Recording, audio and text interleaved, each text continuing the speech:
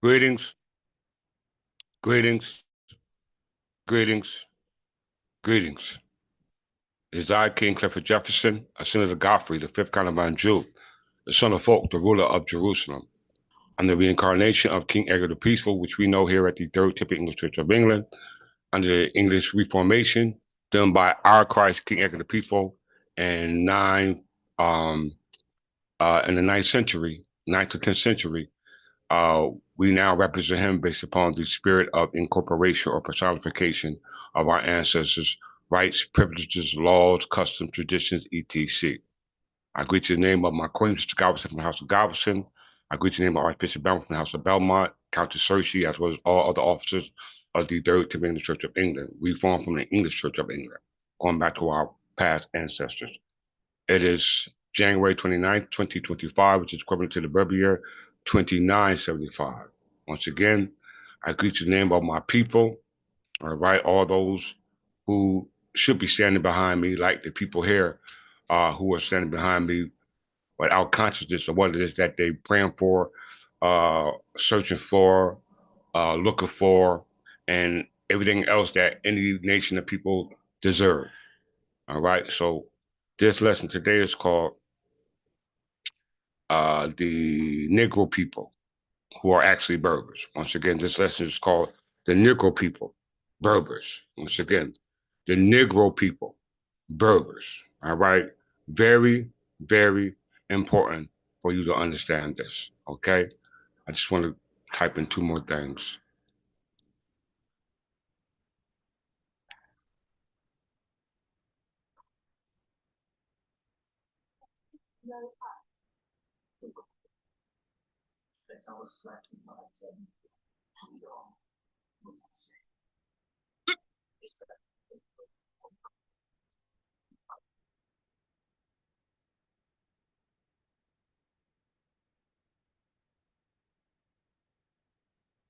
Hmm.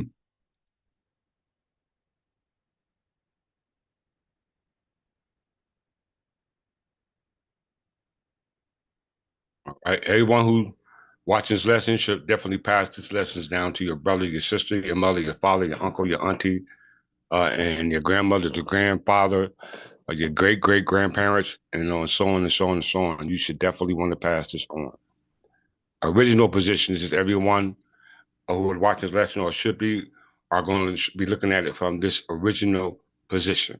Okay, from where you was prior to who you are now. Okay, there's a gap in the time of who you were before and who you are now. Okay, it's time to close that gap, that bridge. Okay, in your understanding, so that you may overstand.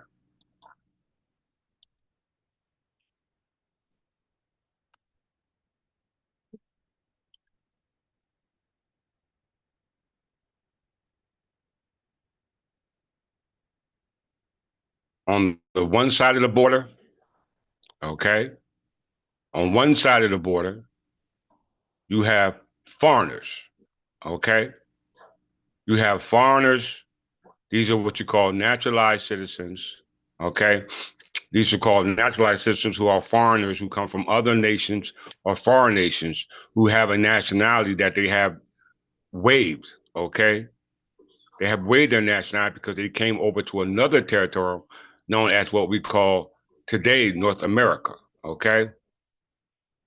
And the people you see here in North America are facing the same status as the people here that are foreigners on the other side of the wall because of their status as citizens. Because their status as citizens only denote to a naturalization process. Okay, you're allowed to become citizens. As you can see, all the different colorization represents the different color of nations. Okay, but what about those who were enslaved and emancipated? Okay, by way of the 13th or 14th Amendment. All right, where does their national standards or nation customs are to be restored? When are they to be restored? Okay, all right, because as far as we know, we are considered Negroes and blacks. Okay, Negroes and blacks. The latter form or the former before that one was nigger.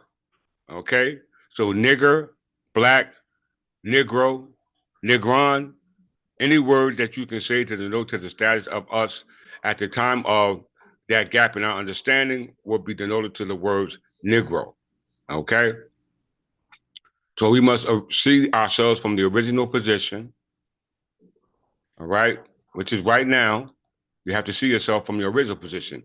And this is often referred to the veil of ignorance, which is a thought experiment often associated with the works of American philosopher John Rawls.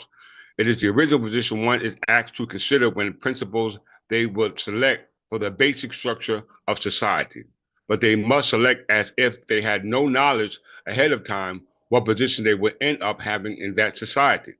This choice is made from being in a veil of ignorance, which prevents them from knowing their ethnicity, social status, gender, and crucially, in raw formulation, their or anyone else's idea of how to lead a good life. Ideally, this would force participants to select principles impartially and rationally. Okay? So you're in a position where as though you're ignorant of who you are, what you should be, what group you're supposed to be a part of, what social status, gender, etc. All this is considered those who are on the left side of the border. Those on the right side understand this, or if they didn't understand it, they have waived it anyhow. Okay, they have abandoned the rights of their nation. Probably the nation was in a nation that you wanted to be a part of based upon how it was being ran by those officials, okay, or those officers. Was therefore they sought life on land as foreigners and wanted the same rights as the other foreigners have. All right, by not going through the naturalization process. All right, or being born on the soil. Okay, or having any other instrument that denotes the citizenship, such as a visa or what they call uh the visa or what's the other one called? It's called visa. A foreigner usually carry it. Uh, slips my mind. A visa card or your something. I think it's from the embassy. All right, something from an instrument that's given from the embassy. All right, let's read in the box.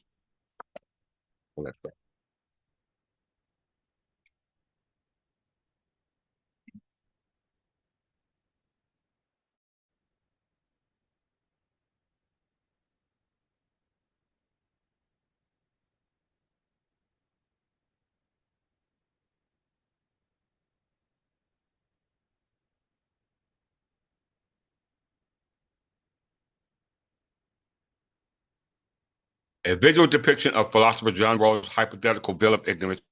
Citizens make choices about their society and are asked to make them from the original position, i.e., equality, left behind a veil of ignorance, wall center without knowing what gender, race, ability, taste, wealth, or position in society they will have. That's demonstrated on your right side.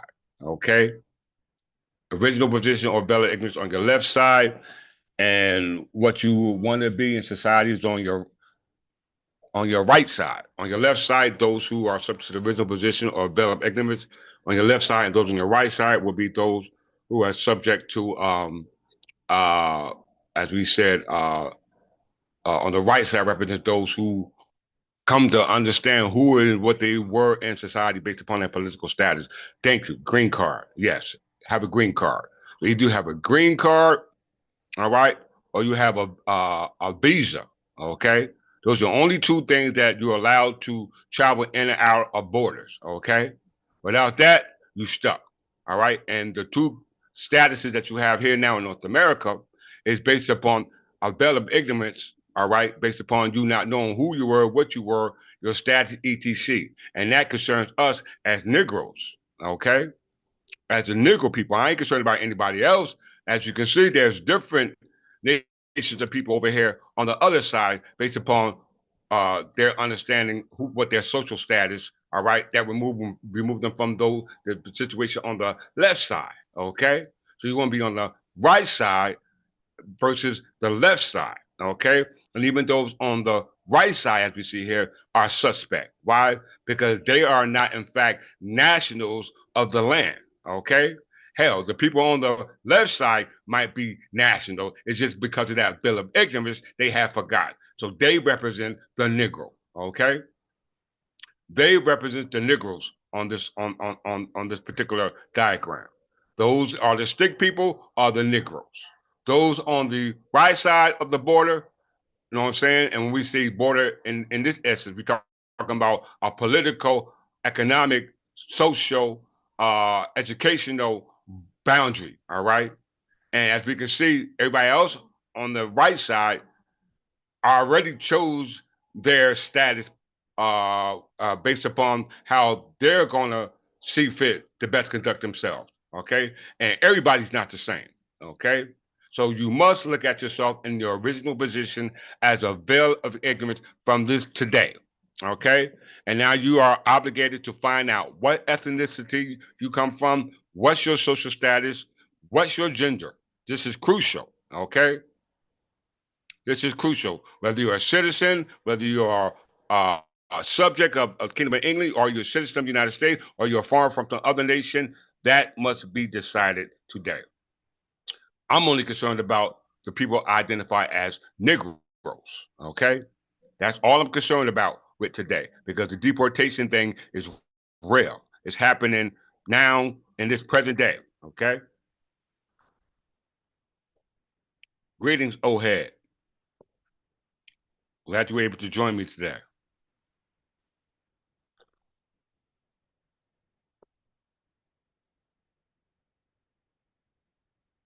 So let's look at it. Negro. Let me just show me some credentials, first of all. Let me show some credentials.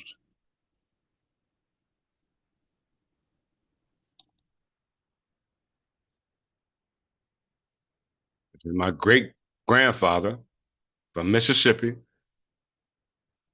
the 1950 census.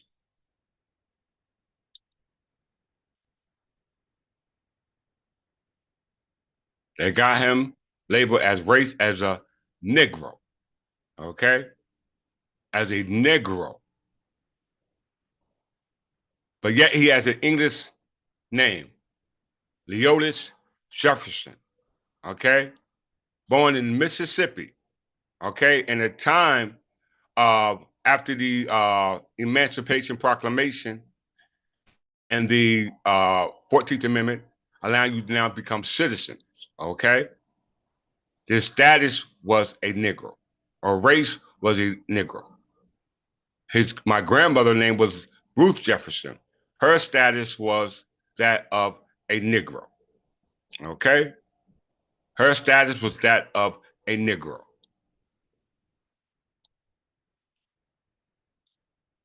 My uncle, race, Jesse Jefferson, all born in Mississippi. I showed you this in my last lecture. Negro, okay?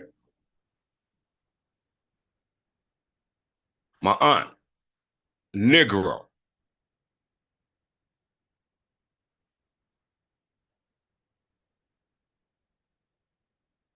My other uncle,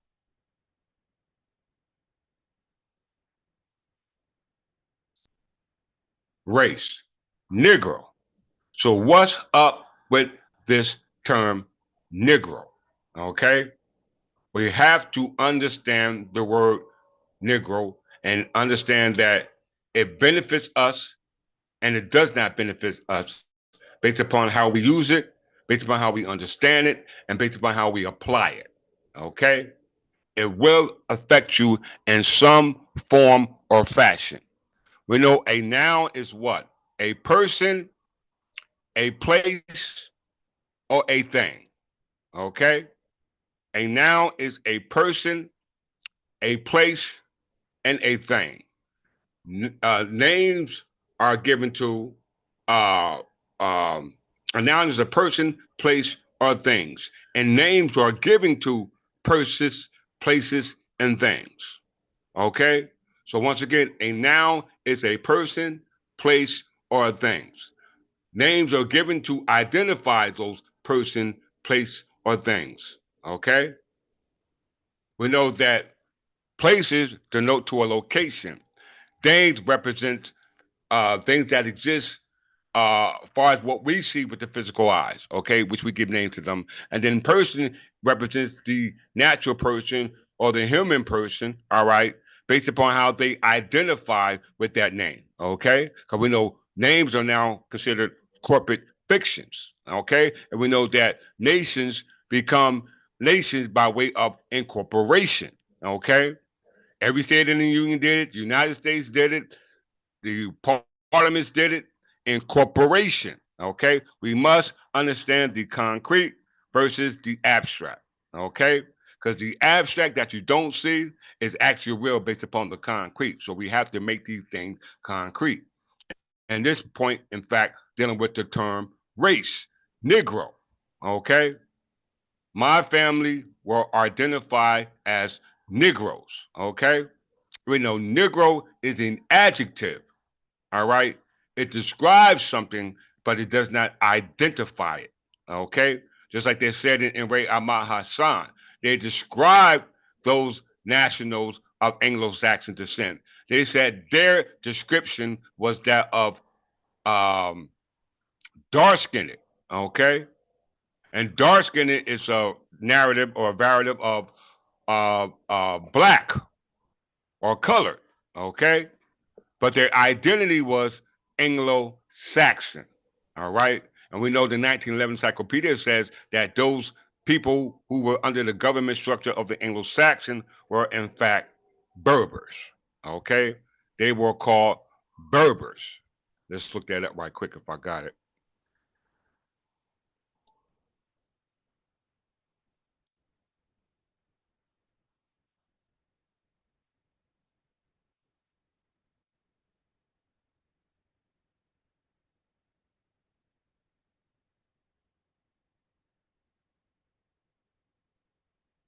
Berbers, the name under which are included various branches of indigenous Libyan races of North Africa. Since the dawn of history, Berbers have occupied tracts between the Mediterranean and the Sahara from Egypt to Atlantic. The origin of the name is doubtful. Why? Because some people don't understand the purpose of names or the origin of the names and which they originated from. So therefore they use it loosely. Some believe it is to be derived from the word barbarians, employed first by the Greeks and later by the Romans. Other attribute the first use to the term to the Arabs, conquerors. However, this may be tribal titles. Barbarata appears in Egyptian inscriptions of 1700 to the 13th century BC. Okay, so being said, that takes us to the distribution of the barbarous tribes here in now called North America in 1491. Okay, because barbarous is a derivative of barbarian. Okay, barbarous is a derivative of barbarious, and we're talking about 1491 through the Spanish conquest. The Spanish conquest or the Spanish colonization here in what we now call North America was in 1492 by the Roman Catholics. Okay, Romans in Italy. Okay, so by the Roman Catholics, they came and colonized what now came to be known as North America when the land maps were already inhabited by what we call Spain. Okay, was already inhabited by Spain when we go back and do further inquiry. All right, because on the western side of the Mississippi River, okay, you got the territories that were inhabited by New Spain and New France. Once again, New Spain and New France. And New Spain and New France goes back to the Spanish Empire under the Kingdom of Castile or the Kings of Castile. Okay? But as you can see here on the map, they're identified in 1491 by Roman Catholic Spaniards under Christopher Columbus, under the authority of Ferdinand and Queen Isabella of Spain. All right, now they are identified as Indians, okay, as Indians. And all these tribes took on a different identity as Indian tribes when they are not Indian tribes. They are Native American tribes of indigenous people, i.e., of the Negro race. Okay, of the Negro race. All right? You want to call them black, you want to call them Negro, you want to call them the nigger, whatever choice you choose, you still can't negate the fact that these people are us. Okay? These people are us. And why I say they us, because they use the word in a derogatory term when the origin and where the word come from was not used to be derogatory. Okay? We must understand that. So let's see. So we know 1491, through the Spanish conquest and the Spanish colonization of North America, which was the conquest of the Incas, the Aztecs, and the Mayans that were occupying the west side of the Mississippi River. Okay? The west side of the Mississippi River. And if the Spanish colonists under the Spanish conquest by Roman Catholic Spaniards, keyword Roman Catholics, Italy, and then they conquered the Incas, the Aztecs, and the Mayas. The predecessor of them all was the Olmecs. Okay? The predecessor of them all is the Olmec, and they go back to what they call the Neolithic times, okay, on this landmass, okay, on the west side of the Mississippi, okay, way before 1491, okay, way before 1491, all right. We don't even need to go back that far in history because we can clear the story up with the present history, all right. Very important.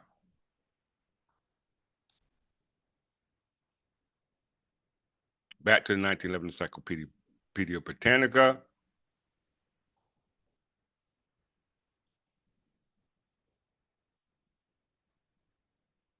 Once again, Berbers, the name under which are included the various branches of indigenous living race of North Africa since the dawn of history. The Berbers have occupied tracts between the Mediterranean, Sahara, from Egypt to the Atlantic coast. So that means that prior to 1491, because we know Spain is across the water, okay? So prior to 1491, those Berber tribes, where they were living on the Iberian Peninsula, that which was called Hispanio, Hispaniola, the island of Hispaniola. All right, it's Spain was controlled. It was called the Iberian Peninsula. Before that, it was called the what was it called? Uh, uh, Hispania. Okay, it was called Hispania, not Hispaniola. It was called Hispania. Okay, Hispania to the Iberian Peninsula. Then it became subject to what the Arab invasion by, and which was now became known as Al Andalus. Okay, but as we can see, that the Berber Empire stretched from the Maghreb, the Mediterranean, Sahara, and Egypt to the Atlantic. Okay, very important for you to understand that. I'm not going to ask you, do you understand it, or you know what I'm saying, because majority of you don't know what it is I'm saying or what else anybody else is saying because you just parakeeting what you heard and not explaining it. Okay? As we can see in the 1911 Encyclopedia Britannica, the barbarians, all right, the barbarians, and the reason why they're barbarians because they were warlike because they were protecting the Atlantic coast. Okay? They were protecting the Atlantic coast before the Spanish conquest of North America. Okay? That was done by Roman Catholic Spaniards. Okay? Because these people here, known as Indians, was actually Native Americans identified as the ancient Negro people or the ancient niggers. Okay? All right? We were the ancient niggers. All right? And I'm gonna prove it to you today. Let's get it. Let's do a little bit more.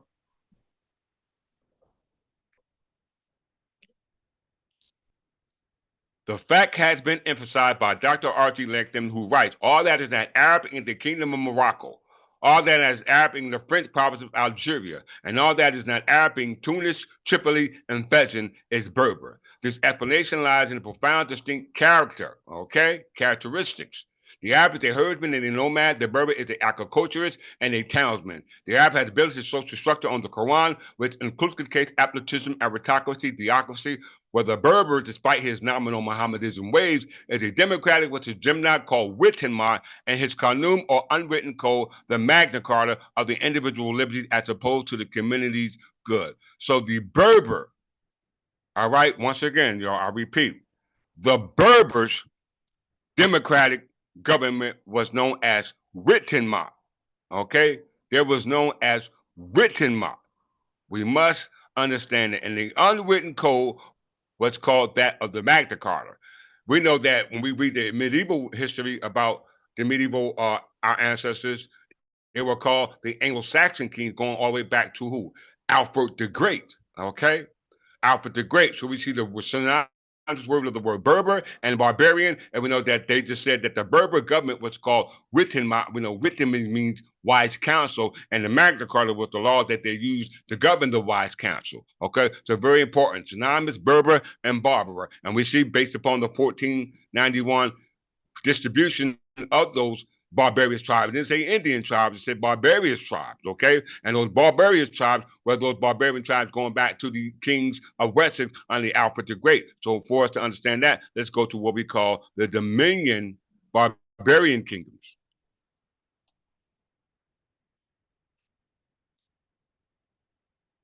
We already know this, but for the sake of newcomers, I have to discuss it.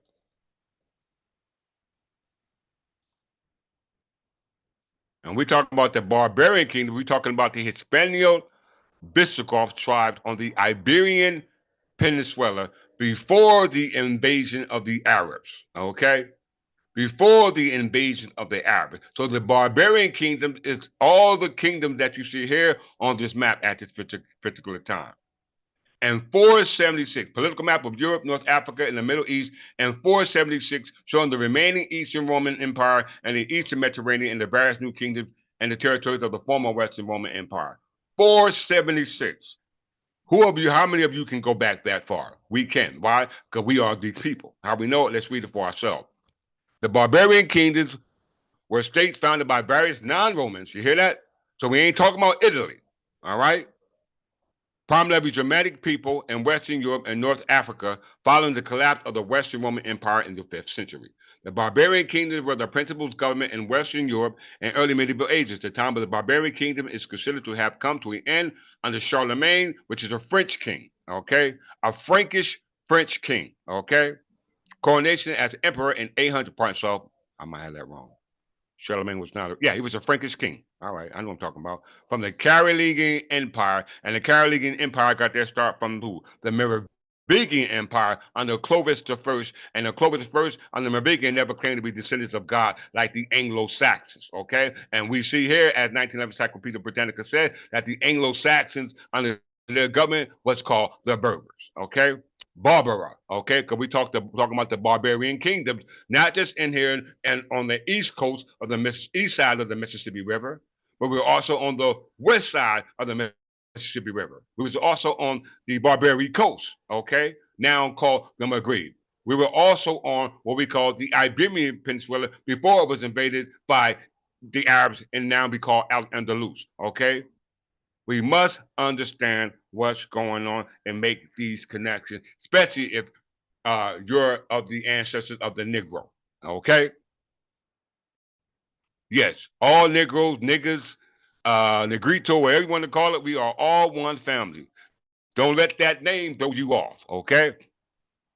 The time of the barbarian kings was considered to have come to an end with Charlemagne's coronation as emperor in 800, though a handful of smaller Anglo-Saxon kingdoms persisted until being unified by who? Alfred the Great, brothers and sisters. Alfred the Great. How many of you know who Alfred the Great? You better do your study on him because without it, you won't be honored as their ancestors. Let's move down. The barbarian kingdoms of Western Europe were for the most part fragile and ephemeral. By the time of the Charlemagne coronation in 800, only his Frankish kingdoms and a few small Anglo-Saxon realms remained out of the once vast and diverse network of kingdoms. Alfred the Great unified, you hear this, y'all? Unified the Anglo-Saxon in 886, forming what would eventually be known as the Kingdom of England. I repeat, the Kingdom of England. So we can agree that those who were living in the Kingdom of England were Berbers, were barbarians, all right? And they had barbarian ways when it came to keeping invaders off our land, i.e., foreigners. We must understand the language. You don't understand it, but you must understand it. Okay? This is the purpose for me reincarnating in this present day and time. All right? Let's get it, brothers and sisters. Where I want to go. Let's see. Negro.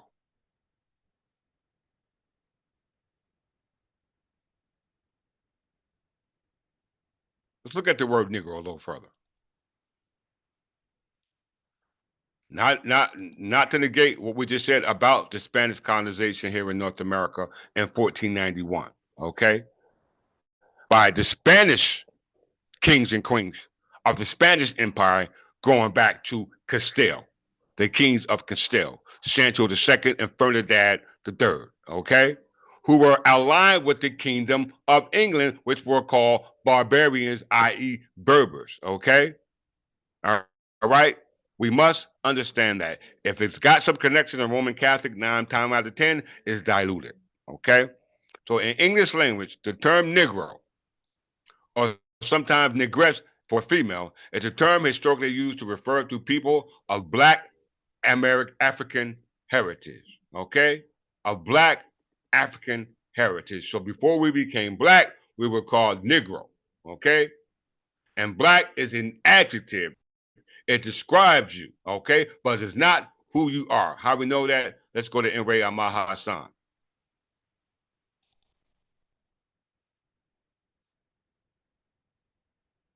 We already know that the 1911 Encyclopedia Britannica said that the Berbers government was called Witten, okay? And their uncode was called the Magna Carta. They associated that with the Berbers, and we know that the Berbers were the barbarians who are now called niggers, Negroes, and Negritos, Negron, all these other words that we identify, but they are one and the same. Not because that's who they are, but it just describes them. Okay, so black, dark, whatever black means dark. Okay, so these are our adjectives. It does not identify you. Okay, you must do that by connecting to your ethnicity or genealogy. Okay. And Enray Ahmad Hassan, which was the case in the District Court of Michigan, clearly summarized the approach that must be taken for each and every one of you watching this lesson. I've been through this case many times, but he who better for you to not know this than to know this, but not follow it. To summarize the approach which must be followed in deciding whether a particular person applying for citizenship or being a subject or being accepted as a foreigner, according to the naturalization laws in regards to being a citizen, this clearly states that a citizen, according to how they're summarizing under the Naturalization Act of 1790, clearly says citizenship is a right person within the meaning of the statute as interpreted by the Supreme Court. It is necessary to be determined. Hold that thought for a second. Got an incoming call.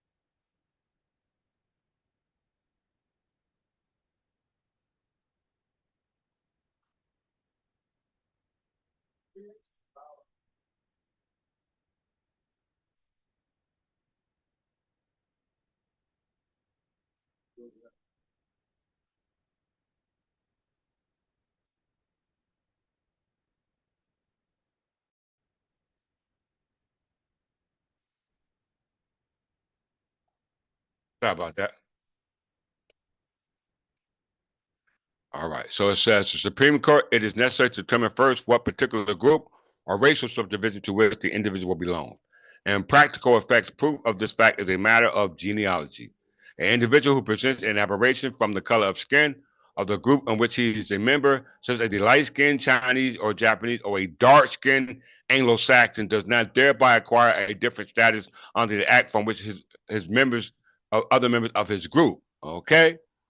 So even if you're dark skinned, you still have to properly identify yourself with the ethnicity based upon your genealogy, okay?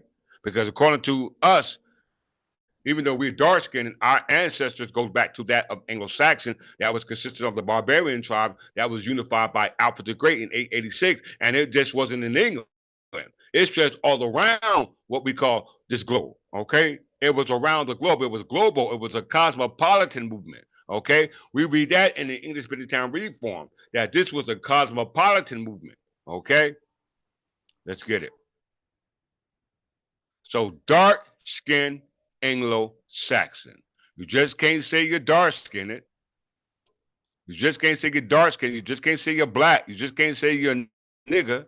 All right, you got to qualify. And the 1911 encyclopedia says that they were Berbers. Okay, because we know the Berbers was the barbarians, okay, which is a Barbara, okay, which is another word for Berber, all right, and we know that they were unified, and they go all the way and stretch to what we call the Iberian Peninsula, all right, because we know that uh, the Iberian Peninsula was composed of what we call the Byzantine Empire, and the Byzantine Empire was composed of what we call Hispano, what was it called? Um, I did a lesson on that. Uh, that slips my mind. But if we go, let's do it right here. Let's look at that right now.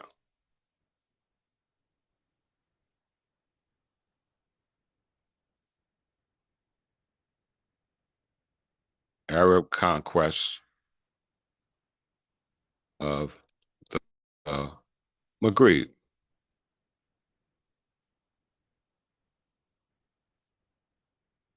So you just can't do PowerPoints and put pictures up and start talking and as if it's factual.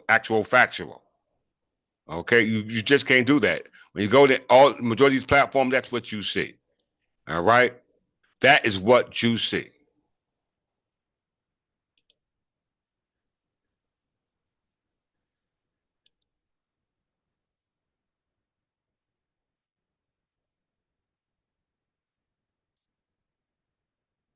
What happened?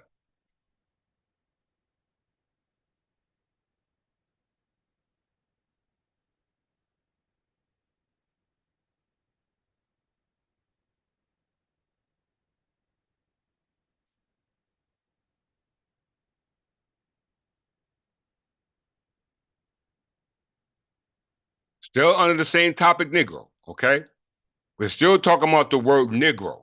All right, us as Negroes. The Arab migration to the Maghreb involved successive waves of migration and settlement by Arab people in the Maghreb region of Africa, encompassing modern-day Algeria, Libya, Morocco, and Tunis. Now, we heard what they said about Berbers in Algeria, Libya, Morocco, and Tunis. All this is not Arab, it's Berber, okay? The process took place over several centuries, lasting from the early 7th century to the 17th century. The Arab migrants hailed from the Middle East, particularly the Arabia Peninsula, which later groups arriving from Levant and Iraq. Okay, these are facts. These are facts, brothers and sisters.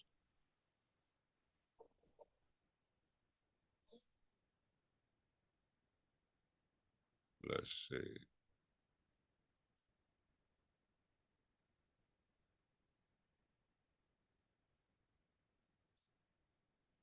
They left out a lot. Hold on. Arab conquest.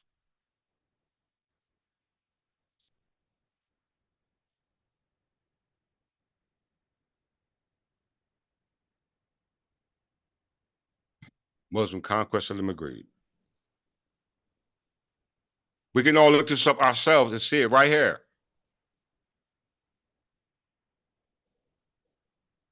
Let me share.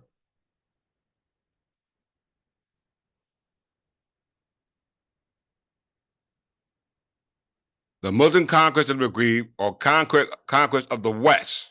Okay? The conquest of the West, because we know that the Berber tribes or the Barbary tribes all control the Atlantic coast, the what you call the Mediterranean, the Sahara, and all these other bodies of waters that was in that path. Okay, we control that. So it says that the Arabs' conquest of North Africa by Rashidun and the Umayyad Khalifa commenced in 647 and concluded in 709, when the Byzantine Empire lost its last remaining stronghold to the Khalifa al-Walid I. The North African campaign was part of the century of rapid early Muslim conquest. All right. After they conquered the Maghreb, they went on to conquer the Iberian Peninsula. Okay. This gets into what we call the siege of the Gibraltar. There were 14 sieges on the Gibraltar Strait. Okay. We must know that history. I talked about that in my prior class. I don't have time to exemplify it again today, but nonetheless, the facts are facts. Look at the belligerent parties in dealing with the Muslim conquest of the Maghreb. Okay? Of the Maghreb. When I even talk about, of the Maghreb, all right? Look at it, it says the Byzantine Empire, Kingdom of Alvata, Berber tribes. Come down a little bit. Byzantine Empire, okay? Its actuary of the Africa was the division of the Byzantine Empire around Carthage, which encompassed its possessions on the western Mediterranean. Now, the Arabs also conquered Carthage. Okay, I talked about that in my latter class. I don't have time to go through it. So these are the belligerents.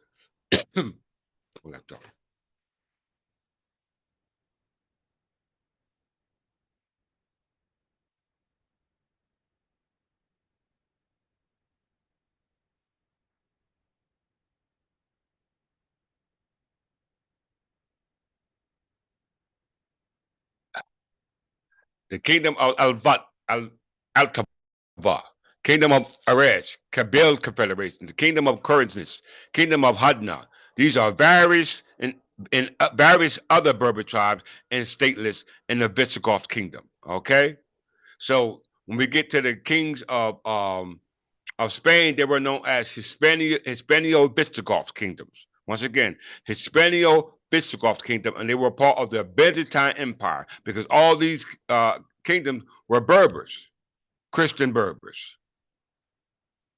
Christian Berbers, Kabyle, Berbers, ethnic group,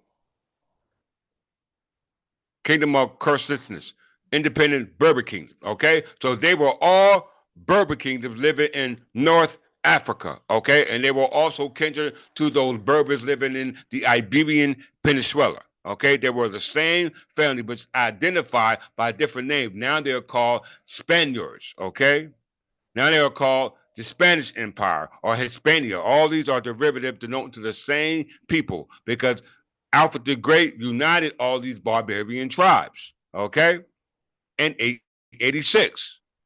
We must understand that. Let's go back to the word Negro.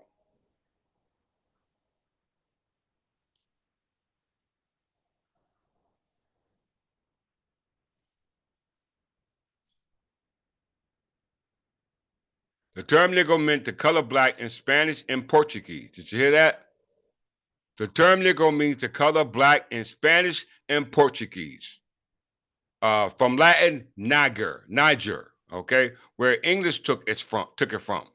The term can be viewed as offensive and inoffensive or completely neutral, largely depending on the region or country where it is used, as well as the time period and context in which it is applied. It has various equivalents in other languages of Europe. I just said that. Okay, so let's not throw the baby out with the bathwater. All right, English.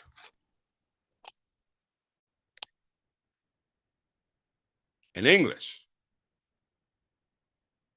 around 1442, the Portuguese first arrived in southern Africa while trying to find a sea route to India.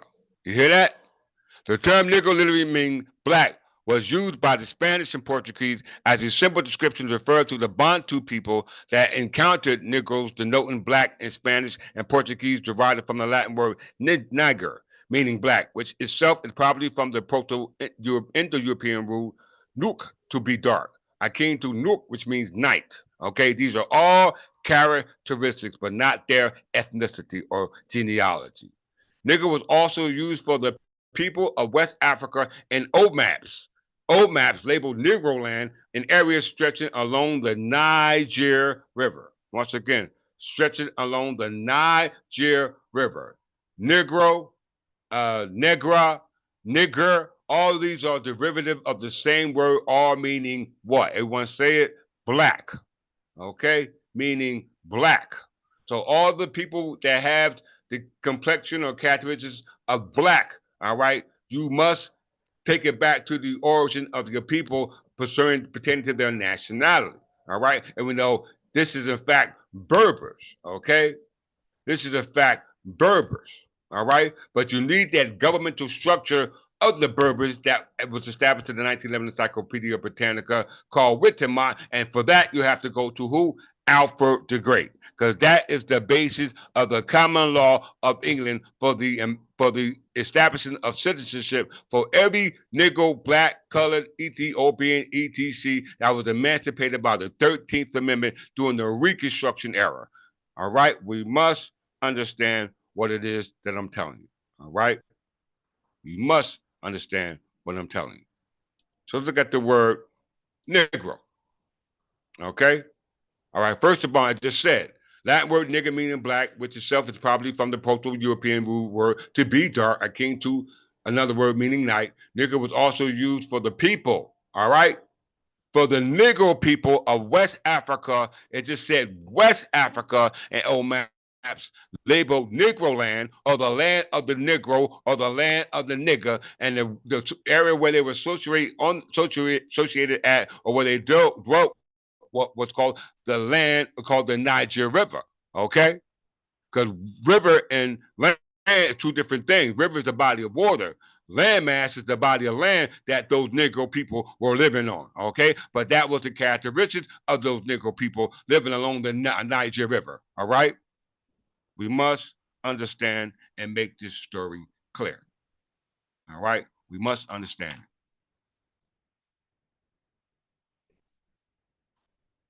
From the 18th century to the late 19th century, Negro, later capitalized, was considered to be a proper English language term for the people of black African origin. According to the Oxford Dictionary, used the word now seems out of date or even offensive in both British and United States English. Specifically, female from the word negress, sometimes capitalized, was occasionally used. However, like Jewish, it had completely fallen out of use. Okay? One more paragraph. Negroid was used within the physical anthropology to denote to one of the three purported races of humankind, alongside the Caucasoid and the Mongoloid. The suffix oid means similar to. Negro as a noun was used to designate a wider or more generalized category than Negro. As an adjective, all right, it is qualified as a noun, as for example, Negro features. Okay, but it does not denote to your affiliation with your nation. Okay, we must comprehend that. Any questions so far? Please ask them now. Brother Ohead, any questions? Brother McGowan from the House McGowan, is there any questions? Do you understand? Please ask them now before I go forward.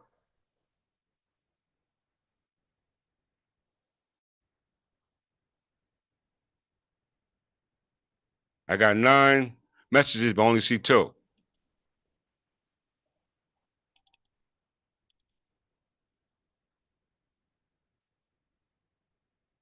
Any questions? Ask them now.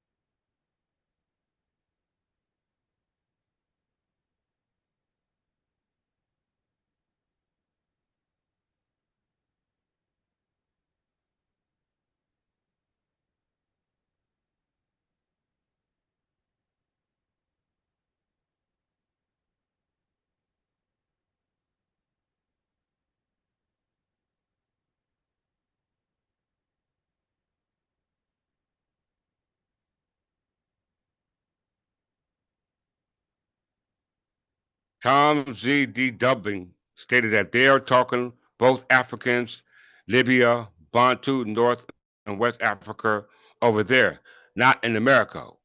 You must be new. Uh, you must have just popped on the channel, because I cleared that up when I talked about um, uh, the Berbers controlled the Atlantic coast as well. Okay, they controlled it. Matter of fact, let me just go back there since this newcomer want to make a remark. So let me qualify that for you since you missed that. That's why it's good to be on time.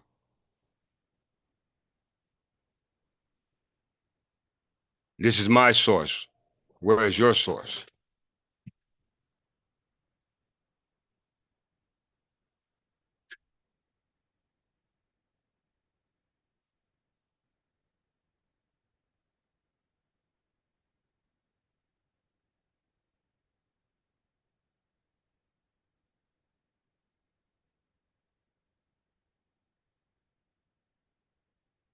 And these groups do not predate the Berbers.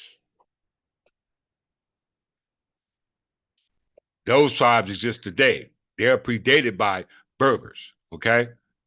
Berbers, the name under which are included the various branches of indigenous living. You hear that? Indigenous. All right? You got indigenous Native Americans here, and you got indigenous Native and what we call North Africa, because we know that uh, North America was attached to North Africa going back to what we call the Jurassic era. Did you know that?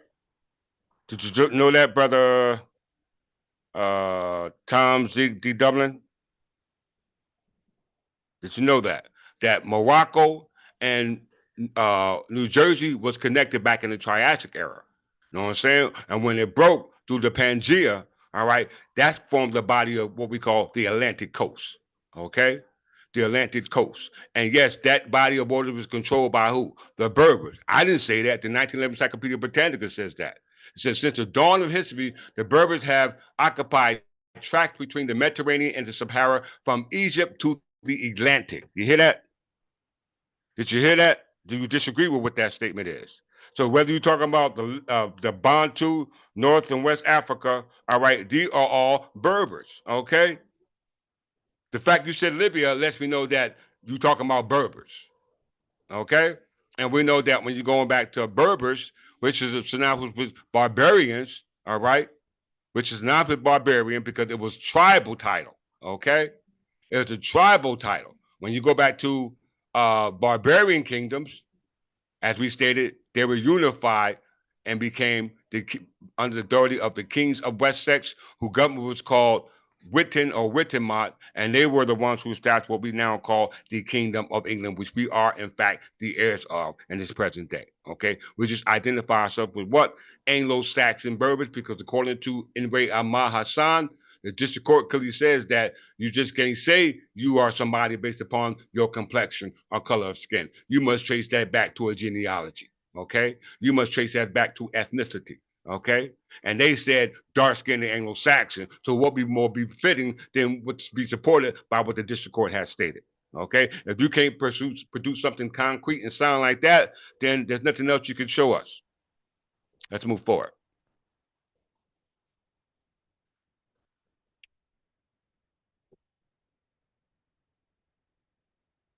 Negro land. Simply know that the word Negro, Negra, nigger, black are synonymous. It only denotes to an adjective, a description of who you are, but that's not who you are. Why? Because who's ever living in North Africa on that land and using the river, they are all considered Negro. They're all Negro. All right? Very, very, very, very, very important. And if they're Negro, they cannot be Indian. If they're Indian, they cannot be Negro. All right? They're either native Negroes or native Indians. Okay? And India come from India. Okay? Very important, in which Christopher Columbus thought he was landing in India, and as we can see, he was not. Negro land. Oh, we did that. Oh, let's look at it again. I'm not just posting pictures. Okay, I'm giving you literature. Okay, I'm giving you sources. Yeah, it might be from Wikipedia, but I got to give it to you because you babies. Okay, Wikipedia is for babies. Okay, you need a little bit to put this puzzle together. Free. I'm not charging you anything. It's free.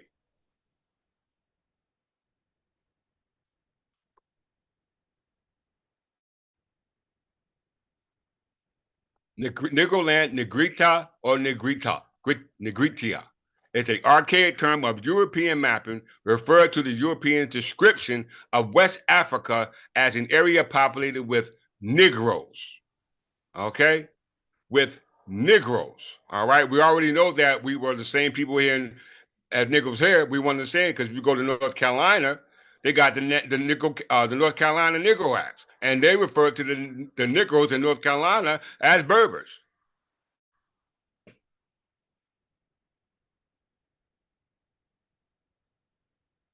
Yes, it wasn't called in ancient times. Well said. But stay on point.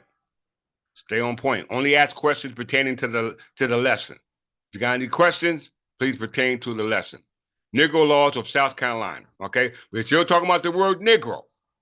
Okay, and the word Negro refers to those on Negro land. Okay, and they said that's associated with the area called North Africa. Okay, which I'm telling you are called Berbers.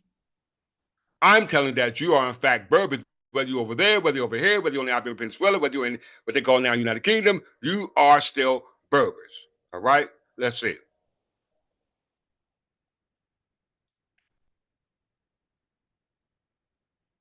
So let's stop fighting over the word Negro. All right? Leave it alone. All right? Come together just for the purpose of the word Negro. All right? Because you all look the same. But use something proper to identify you so I'll be recognized in law. And you can't use Negro until you qualify like I'm qualifying.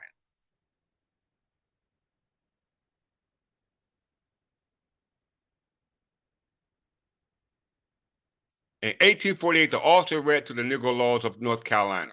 Okay? Let's go back to this article right now, real quick.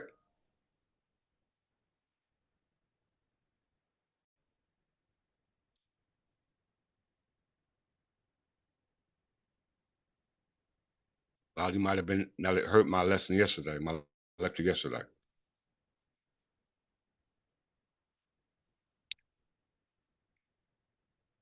The antebellum era. This dealing with the era of plantations. Okay? The original settlers of the state having a European heritage were of Anglo-Saxon ethnic background and had lived in the other southern states, particularly in Georgia, Tennessee, and in the Carolinas. Some settled in the Natchez region. The city of Natchez, located on the Mississippi River, was the first major city in the state. Okay? Was the first major city in the state dealing with those who colonized North America and set up plantations and enslaved the original people who was already there, which were in fact of Anglo-Saxon descent. All right, because we know that prior to that antebellum, you had the 1491 distribution of the Barbarians tribe, okay? And that was under the Spanish colonization or the Spanish conquest of North America. And that wasn't even over here on the eastern side of the Mississippi River. That was on the west side of the Mississippi River, okay? By Roman Catholics. Very, very important because the word Negro, all right, is of Spanish and Italian origin, okay?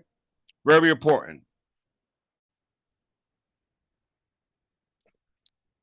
The original settlers of the state having European heritage was called Anglo-Saxon ethnic background and has lived in other southern states, particularly Georgia, Tennessee, and the Carolinas. Now we're reading the North Carolina laws on Negroes. The North Carolina laws on Negroes. We're not talking about Hindustan because we're not dealing with the territory over in Hindustan. It can be called by many names. We can care less because we don't plan on going over there. Okay? So for the sake of the argument, let's concentrate on the lessons. If there's any lessons pertaining to areas over here, that should be your focal point, okay? Because we are not of Hindu descent. All right, let's see here. So as we can see that one of the main cities was Natchez, okay? So let's go back to the distribution of the Barbarians tribes in 1491, dealing with Roman Catholic Spanish kings and queens, because we understand that the word Negro is from either Spain or Italy. Okay? So if the word Negro comes from Spain or Italy, somehow that word Negro is connected to our nationality or our nation. Okay? It's just that the nation that are now identifiers are now calling us something else. Because now we look on the map, we got what? All these Native American Indian tribes, and that mess didn't come till Christopher Columbus claiming he came to India, not just here on the Atlantic coast, but as well as on what we call the Mediterranean Sea or the Barbary Coast.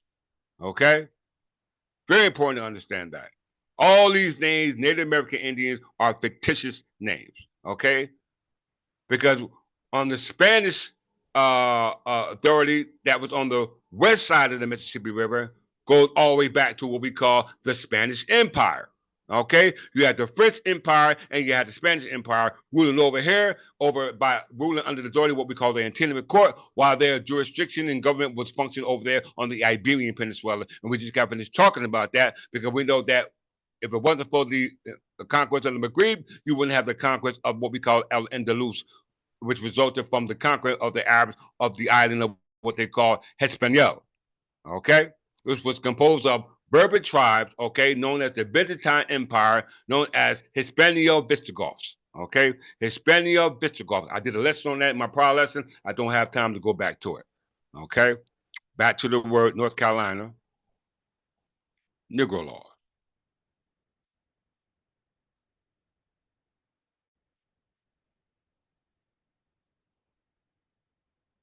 So we're associating the Negroes with the Negroes over here in North America, which now today are called black. Okay, all right, and for some reason we hate these terms Negro, black, and nigger. All right, you should hate it if you only associate it with a color of skin. All right, but if you're not associated with the color of skin and associated with the area of where those group of people reside, all right, then it's not so bad. This is why I'm explaining to you today. It says in 1848, the author read the Negro laws to South Carolina to the State Agricultural Society in South Carolina at their September semi-annual meeting in Spartanburg Courthouse. You hear that? Courthouse. The society's director O'Neill to submit it to the governor with a request that he would lay it before the legislature as approaching the session in November of 1848. O'Neill also ordered it to be published for the information of the members. And O'Neill summarized the 1740 South Carolina law when he stated a slave made by the consent of his master, acquired and hold personal property. All this required is regarded in law as that of the master. Across the South State Supreme Court supported the position of this law. O'Neill was the only one to express protest against the Evidentiary Act of 1740, arguing for the propriety of receiving testimony from enslaved African Americans, many of whom by 1848 were Christians under oath. Negro slaves or free will feel the sanction of an oath with as much force as any of the ignorant classes of white people in Christian countries. Okay, did y'all hear that? All right. Did you hear that? Now let's look at the context of the law, Section 4. Section 4, our main focal point. You can look at it at your own time, but for the purpose of this lesson, let's look at Section 4. What's up?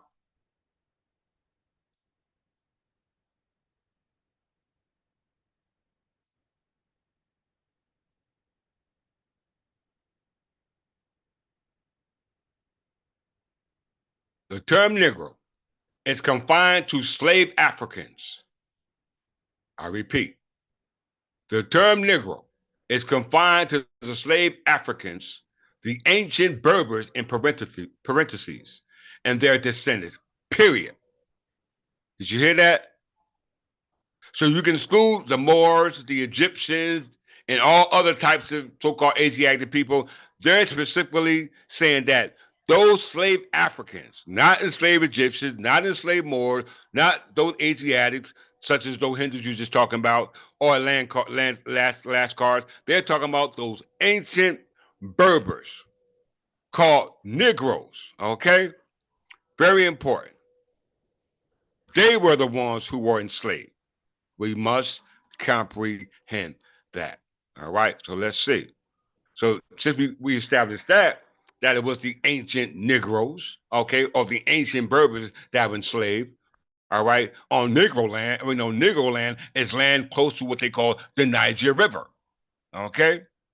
Is land close to what they call the Niger River, okay? We not only live close to the Niger River, there were other rivers we lived by and other land masses that we occupied, okay?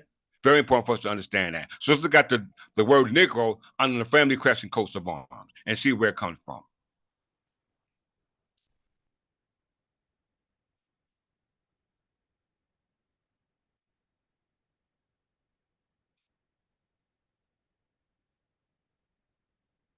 Look at the nobility of the so-called Negro name.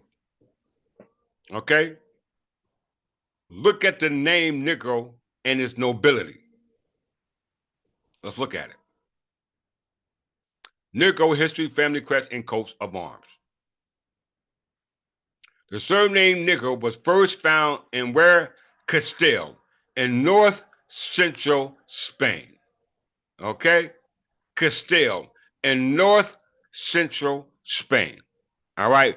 Very, very, very, very important. Now, you need to know a lot, know about Castile if you understand that the word Negro comes from Castile, because we know that when the Spanish conquest in 1491, they enslaved the so-called Berbers because what? They were Roman Catholics, and Rome comes from Italy. Okay, and with the word Negro comes from Spain, and it is found first in what? Castile. Okay, so you have to know the kings of Castile that were ruling under the Spanish Empire, whether they were ruling over here in what they now today call North America, or whether they were ruling on what they call the Iberian Peninsula before King Al Andalus. Okay, very, very, very important to understand that. So let's look into the history of the word Negro. All right, and we understand that we can't possibly associate it with Italy because Italy is associated with Rome, and we know that the Spanish conquest or the Spanish colonization of us as Negroes, Berbers, happened to be done under the auspices of the Roman Catholic Spaniards. Okay, so we must not just associate Spain with timeline that happened with Spanish rulers. Okay, because we'll throw the baby out with the bathwater. Okay, so we have to predate the what we call the Roman Catholic Spanish kings. Okay, and go back to the origin of the word Negro found in Castile from the origin of where Castile comes from. Okay, we must understand that. All right, so let's do that.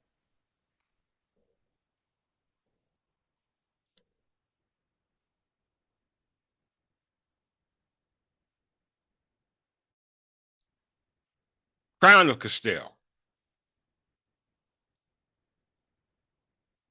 We looked this is already. We already went through this. Already went through this. All right. Now, if you're looking at it from this gap time era,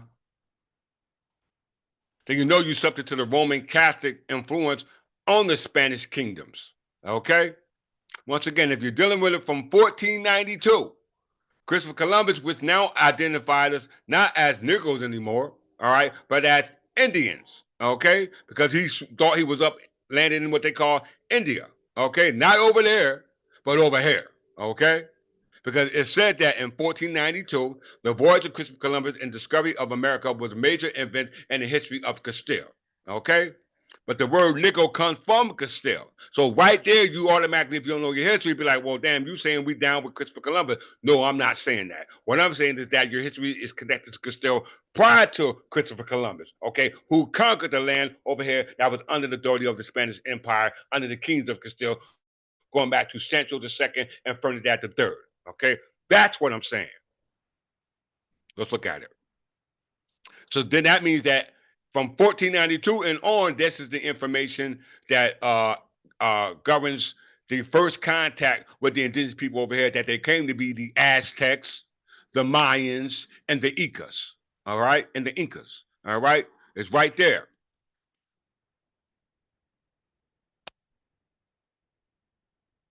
Punch out.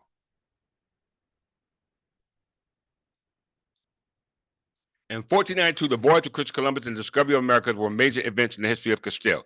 The West Indies, islands, and mainland of Ocean Sea were all a part of the crown of Castile when transported from the lordship to kingdom as the heirs of Castile in 1506 with the Treaty of Villa Fulfilia, and opened the death upon the death of Ferdinand the Catholic. The discovery of the Pacific Ocean, this is on the other side, not the Atlantic coast. They're talking about the Pacific Ocean, okay? That's on the western side of the Mississippi River. Do y'all understand what I'm talking about? That's on the western side of the Mississippi River, where the Iberian Peninsula is on the east side of the Mississippi River, separated by the Atlantic coast. Y'all need to be able to understand what's going on. So we were already here, established, well settled kingdom, going back all the way back to time immemorial. Okay, in the western side of the Mississippi, in the middle part of the what we call North America, associated around the Mississippi River, as well as on the east side before the distribution of the Barbarian tribe, going all the way back to Alfred the Great, who unified the Barbarian tribe known as Barbarian, which we know as Berbers. Okay, we must understand what's going on. The discovery of the Pacific Ocean, the conquest of the Aztec Empire, the conquest of the Inca Empire, the Spanish conquest of New Granada, as well as the conquest of the Philippines, all helped shape the Crown of Castile into a global empire, and the 16th century was already a global empire before the 16th century. Stop lying. Stop lying. All right? And I'm only breaking it down on Wikipedia. Okay? You can't read everything. You can't believe everything that you read. You got to be able to sift and sift out the madness. Let's see. The Crown of Castile.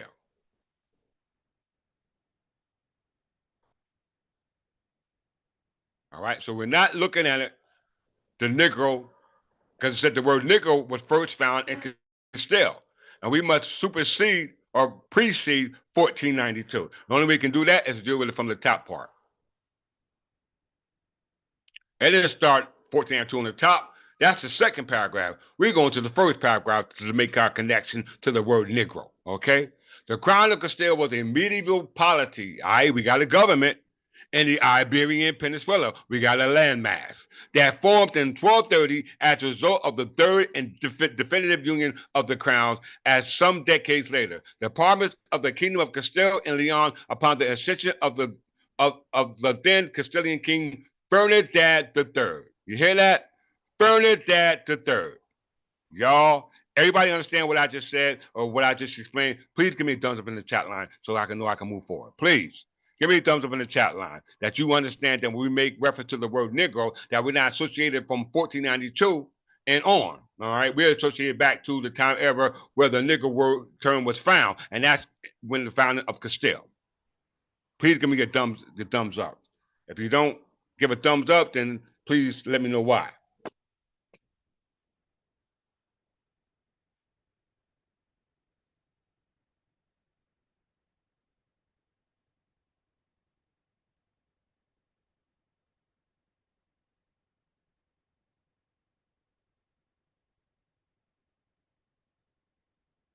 Greetings, Countess Middleton.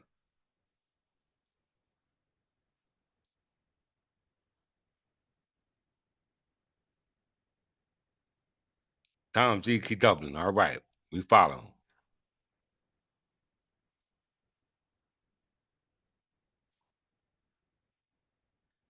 All right, that's what I'm talking about. Check it out now.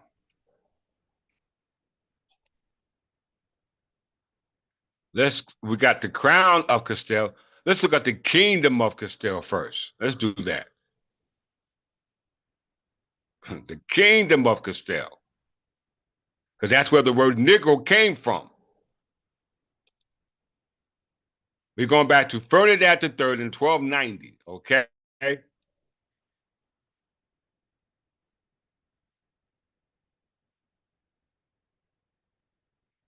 The kingdom of Castile, Latin, was a polity of the Iberian Peninsula during the Middle Ages. It traced its origin to the 9th century county of Castile. As the eastern frontier lordship of the Kingdom of Leon during the 10th century, the Castilian counts increased their autonomy, but it was not until 1065 that it was separated from the Kingdom of Leon. It became the kingdom in its own right between 1072 and 757. It was again united with Leon, and after 1230, the union became permanent. Now, we can go back and look at the invasion of the Iberian Peninsula and go back to these same kings, okay? We go when the Arabs invaded the Iberian Peninsula. We're talking about these kings, and these kings were Negro because the word Negro was first found in where everyone said Castile. All right, and look at the territory that Castile covers, the kingdom. Look at all of that. These were nothing more than niggas ruling. Straight niggas.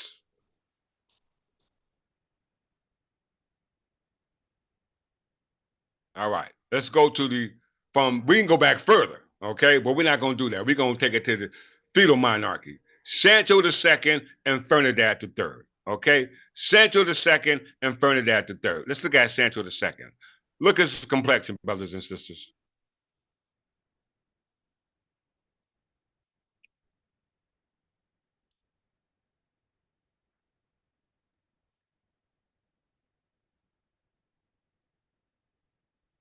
Sancho II was king of Castile, Galicia, and Leon. Okay? Born in Zamora, Sancho was the eldest son of Ferdinand the Great and Sancho of Leon. He was married to Alberta, known by name only from his appearance as Sancho's wife in the contemporary charter. Chronicles William Portier relates that the competition for the hand of the daughter of who? William the Conqueror. All right? Who invaded England. Okay? William the Conqueror was the Northman who invaded England, and William the Conqueror was the successor of who? Edward the Confessor. Okay? Edward the Confessor. This is where you get the word nigger. Niger. Those of the nigger land, and the word nigger, the origin is from England, okay? And it goes back to the time of who? Edward the Confessor, the king who preceded William the Conqueror once England was invaded. Okay, we must understand that, and he was the descendant of Alfred the Great, who unified the Berber tribe, now called barbarian tribes. Okay, we must understand that. Let's go back. Let's go back. The Bernadette III.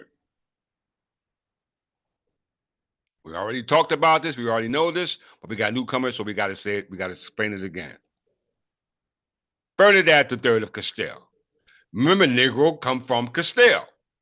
All right? Negro. It didn't say Moors. It said Negro. We know Moors is the corruption of Arab and Negroes who are Berbers amalgamating. Okay? Bernard III was king of Castile and king of Leon, as well as king of Galicia. He was the son of Alfonso IX of Leon and Berenguela of Castile. Though his second marriage he was also Count of Almil. Ferdinand was one of the most successful kings of Castile, securing not only the permanent union of the crowns of Castile and Leon, but also masterminding the most expansive southward territory expansion campaign yet in the Guadalquivir Valley, in which Islamic rule was in disarray in the wake of the defeat of the Almohad Caliphs of the Battle of Las Navas de Tolosa. He repeated his decisive victory against the Islamic Caliphate, earning him the title of Aletheia Christi, meaning champion of Christ, which was conferred to him upon who? Pope Gregory IX. So even Ferdinand III was warned against the Islamic invasion on where? The Iberian Peninsula. Okay? The Iberian Peninsula. We were all Negroes. All right? Ain't nothing wrong with the word, brothers and sisters. But that's not your identity. That was the complexion. You are, in fact, a Berber. Okay? You are, in fact, a Berber.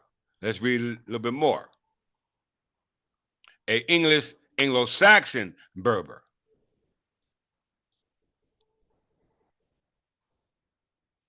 As son of Alfonso IX of Leon, okay? Alfonso IX of Leon, his second wife, Berengaria of Castile.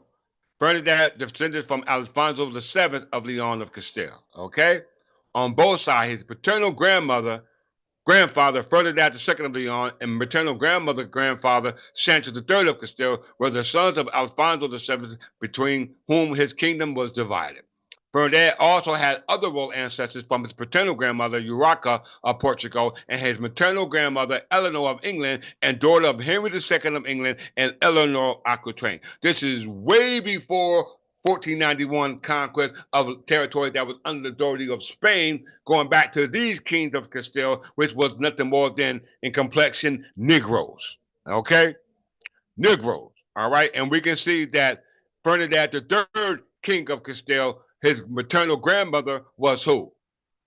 Eleanor of England. And Eleanor of England was married to Henry II, the son of Godfrey the Fifth Calamarian Jew, son of Folk, ruler of Jerusalem, where my name comes from, Godfrey. Okay, Godfrey. We must understand the madness. Okay, let's look at Eleanor of England real quick to let you know I ain't lying.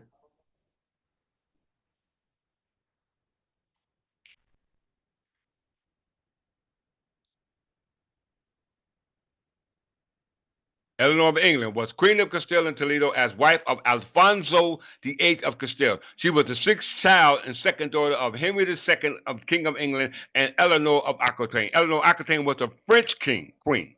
Okay? Eleanor of Aquitaine was a French queen. Let's look at it. Eleanor Aquitaine was the Duchess of Aquitaine from 1137 to 1204, Queen of France from 1137 to 1152, and the wife of King Louis VII of Queen of England from 1154 to 1189 as the wife of King Henry II. Okay? So we had alliance with French kings and Spanish kings because we were tied by blood. Why? Because we were all Negroes. Okay? We were all Negroes. King Henry II was the son of Godfrey the Fifth, Count of Anjou, son of Folk, ruler of Jerusalem. Let's look at it. I know my thing. How can you dispute what I'm saying?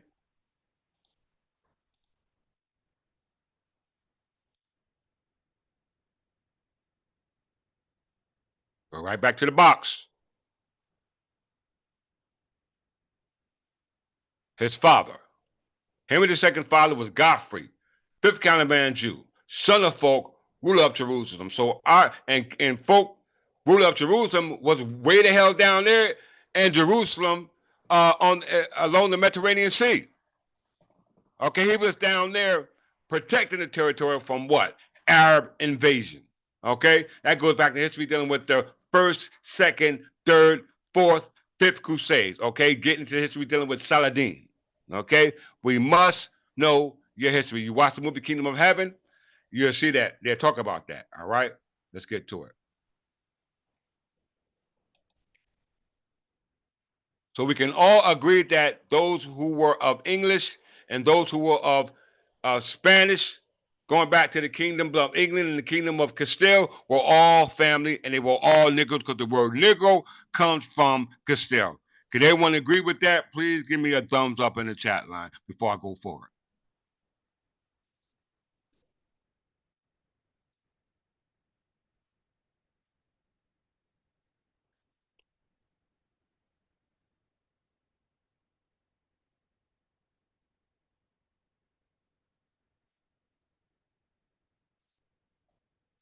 So we know that the word Negro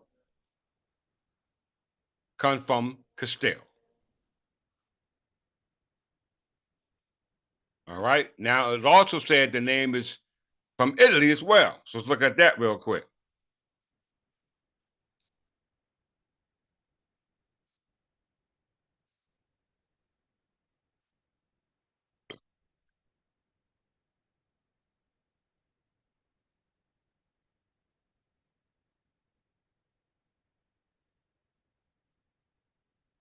Etymology of Negro in Italy. Okay.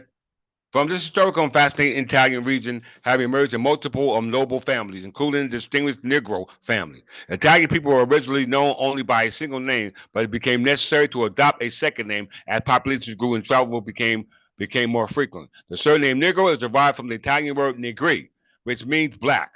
It was most likely originally a nickname for someone with dark complexion, perhaps for an immigrant from northern Africa.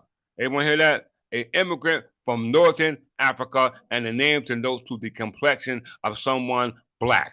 Okay, there is no mistake. Ain't nothing wrong with the wrong word black. Okay, it's just when you try to identify with your nationality, it becomes a problem because according to Imre Ahmad Hassan, you are Anglo-Saxon because according to the National Encyclopedia Britannica, the Anglo-Saxons were Berbers, and the Berbers had a laws and government that protect them, and that was called what? Everyone said the English common law.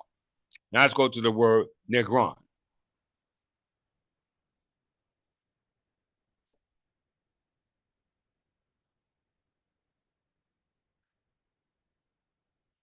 Negron, family crest and coat of arms. Look at it.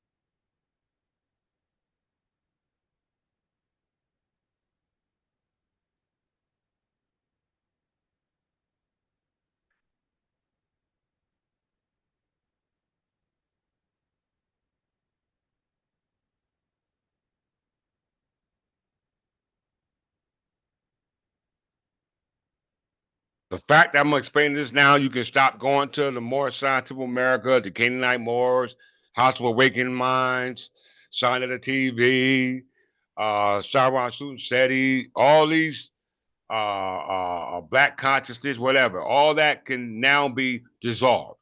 Okay? All that can be dissolved. If you don't dissolve it, then you're going to get what you expected. Okay?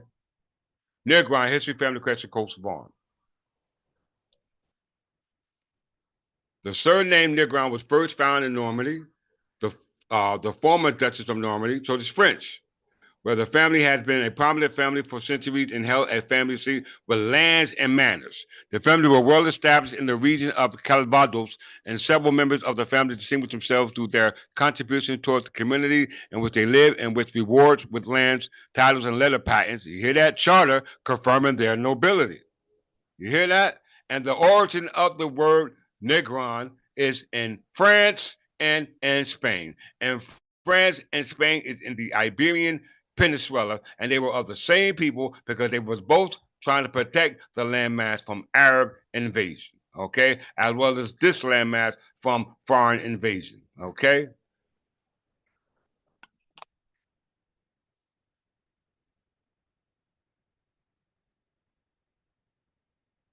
Spelling variations of this family nickname include Negre, Negrier, Lingrier, Negrel, Negri, Negron, and many more, brothers and sisters, and many more. Now to look up the word nigger.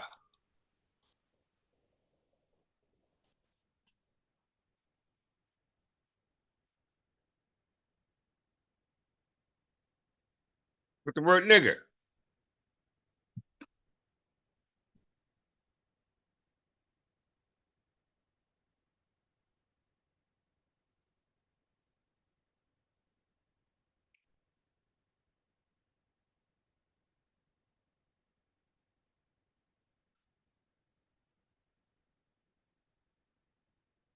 Nigger. History, family, crest, and coast of arm.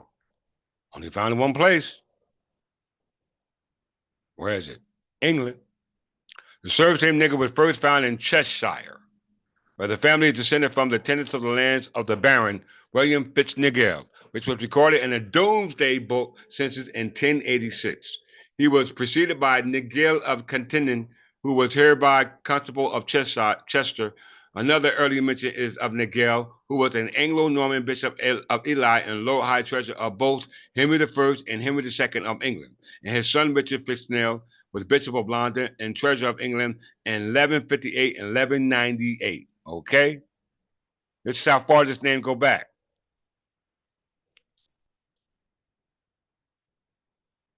Traditions say that the site of the manor of Barstow in Buckinghamshire was given by King Edward the Confessor to one of Nigel for his service in slaying a wild boar and infested a forest of Burnwood, to be held by carnage on the service of a horn, and that the mansion built by him on the land was called Borstal in memory of the slain boar. It appeared from the Inquisition taken in 1265 that Sir John Fitznell or Fitzneil then held a hide of arable land called the Deerhide at Bornstar and woods called Hulswood by grant of sergeantry as keeper of the forest of Burnwood, that their ancestors had possessed these lands and these offices before the conquest held them by the service of the horn and the charter of the said forests, that they had been unjustly withheld by the family of Lizarus, of whom William Fitznagill, father of Sir John, had been obliged to purchase them. It is also certain that Borstal passes by marriage from the Fitznagill to the family of Henlo, right? So the origin of the word or the term Niger or nigger, its origin derives from England. Okay, why? Because you got English letters.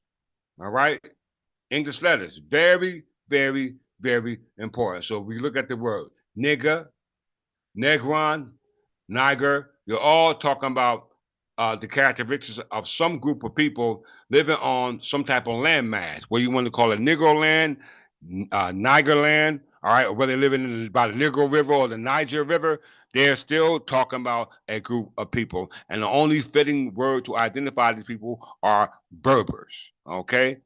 That name or that term is Berbers.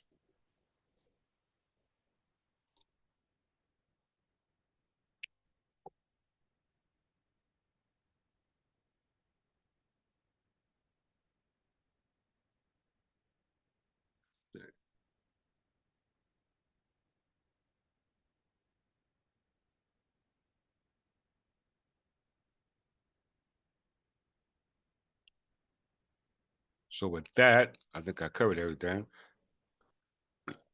Sure.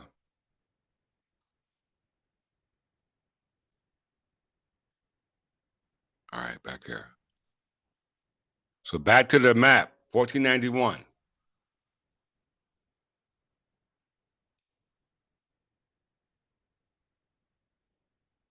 We must understand that from 1491 and on up to the present was influenced by Roman Catholics, okay, on the authority of the Roman Catholic Church, okay, that would force us to Christianity and the adoption of the culture of their type of Christianity back in 597 under the conversion of the Anglo-Saxons by Pope Gregory I and Augustine of Canterbury, okay? This is why you use their calendar today under the Gregorian calendar when the year is actually 1295 instead of yeah, 1295, okay, instead of the year 2025. All right, so as a result of that, you have lost your history and identity as the people of Negro features, and now you have adopted or been identified under the term Indian, okay, with lighter features other than that of the Negro, okay? All right, and don't let them disqualify or disencourage you as a result of your complexion, as a result of you or your disattachment with who you really were based upon the origin of where the word Negro come from. And we know that they were all associated with the color of skin of people who were occupying either the landmass on the Iberian Peninsula, the landmass over in what we call now the United Kingdom, now known as Great Britain, or the landmass now known as what we call the New World, i.e., North America, when actually it was called the Anglosphere. Okay, it was called the Anglosphere. All right, and understand that the word Negro goes back to those kings and queens that were protecting all land masses, all the way down to what we call the invasion of the Iberian Peninsula or the invasion of the Maghreb, because those were the Byzantine Empire tribal kingdoms under the authority of what we call the Hispanio Visigoths. Okay, the Hispanio Visigoths. Okay, I'm gonna give you a good one before I close out. Bernadette the First. Let's see.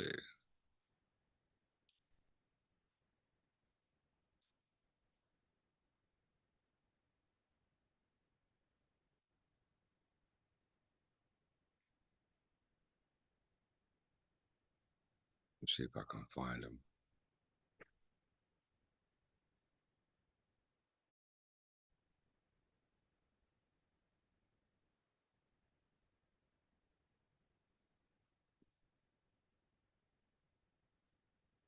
Get your ancient ancestors from Spain, and you can clearly see they was Negro.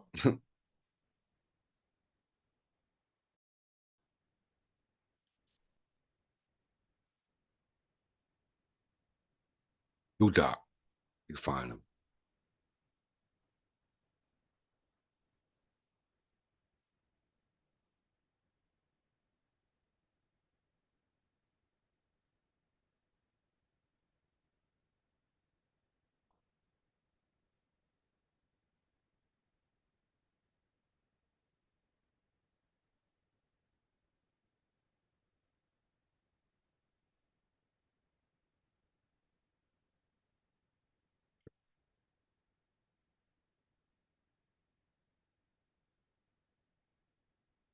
You find it. Bear with me.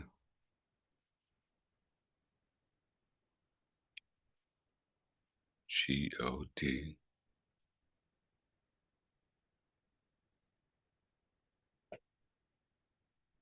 Gob. No, that's not it. Let me find it. Give me a second.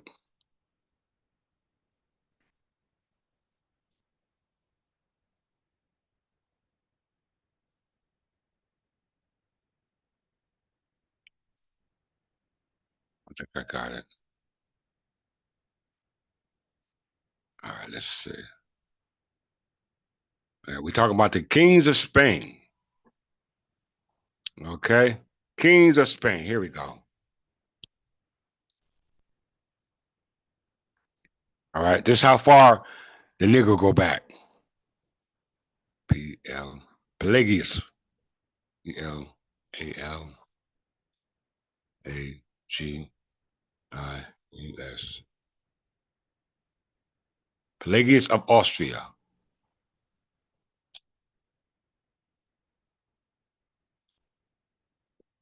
Check it out.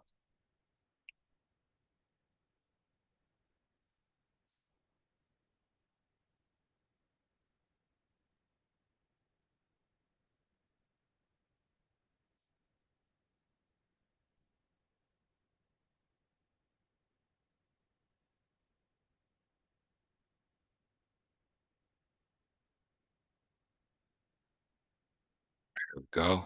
In closing, Pelagius of Austria.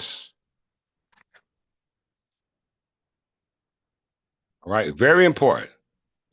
Pelagius Spanish Perio 685 737 AD was a Hispano Visigoth nobleman who founded the Kingdom of Austria in 718. Pelagius is credited with the initiating of the reconquesta of what we call the Iberian Peninsula. Once again, the Iberian Peninsula from the Moors and establishing Austrian monarchy, making him the forefather of all the future Iberian monarchs, including the kings of Castile, the kings of Leon, and the kings of Portugal.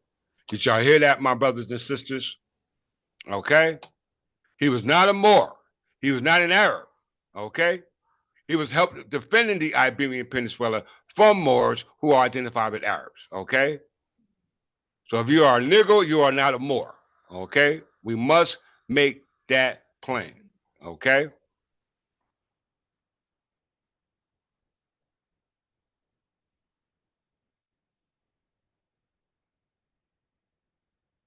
Let's see. Who else we got here? Oh, yeah. I know where I want to go with. Yes. So he was what? He was a Hispano Visigoth nobleman, right? A Hispano Visigoth nobleman in 737, and he helped defend the Iberian Peninsula against Arab invasion, okay, under Tariq, okay? This is where the Rock of Gibraltar is named after Tariq, all right? Very important. So he was a Hispano Visigoth. Let's look at that real quick. Let's look at it, brothers and sisters, in closing.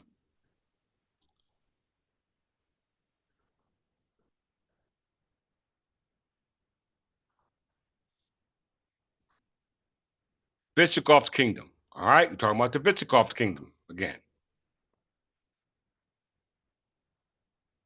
We're talking about the Visigoth's kingdom, all right? We're talking about Pelias of Austria was a Hispano-Visigoth and was a part of what we call the Visigoths kingdom. All right. And it clearly says here the Visigoth kingdom or Visigoths of Spain or the kingdom of Gaul was a barbarian kingdom that occupied what is now southern France and Iberian Peninsula from the 5th to the 8th century. Did y'all hear that? Did y'all hear that? Okay. One of the dramatic successors states to the Western Roman Empire was originally created by the settlement of the Visigoths under King Walia in the province of Gallia, Aquitania, and southern Gaul by a Roman government and then extended by conquest over all of Hispania.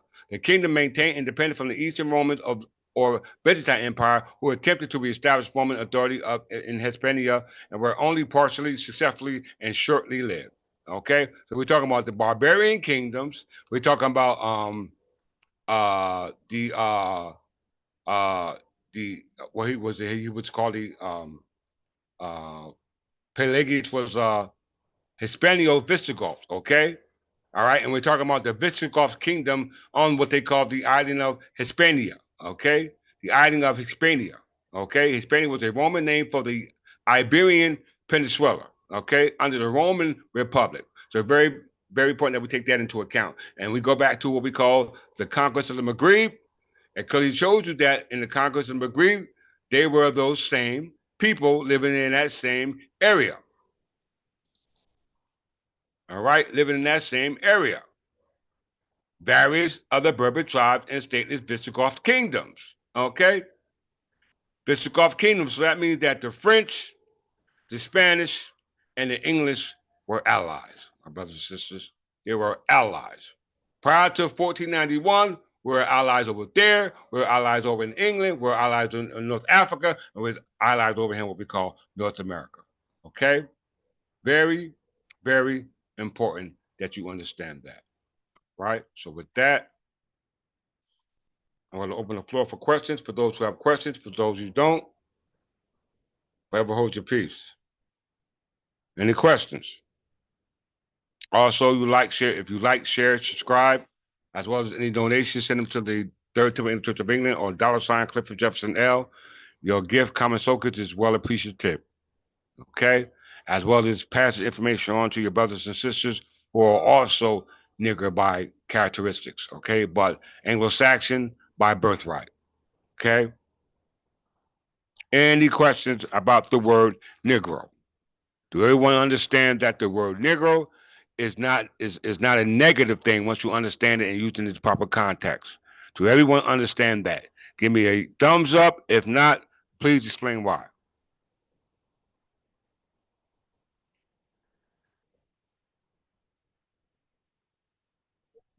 I'm waiting.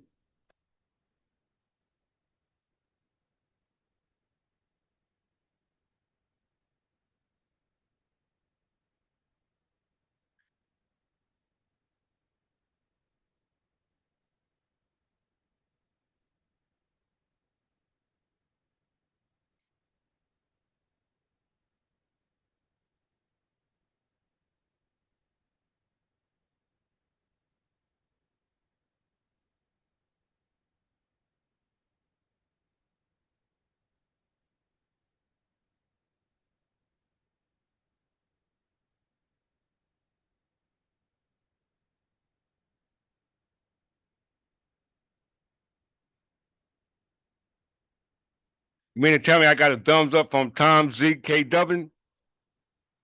I got a thumbs up from a newcomer, Tom Z K Duncan. You agree with me, brother?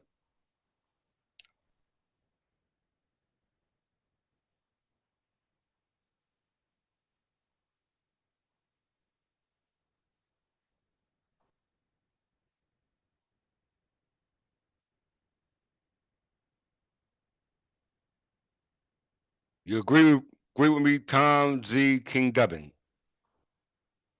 K Dubbin. Do you agree with me, brother?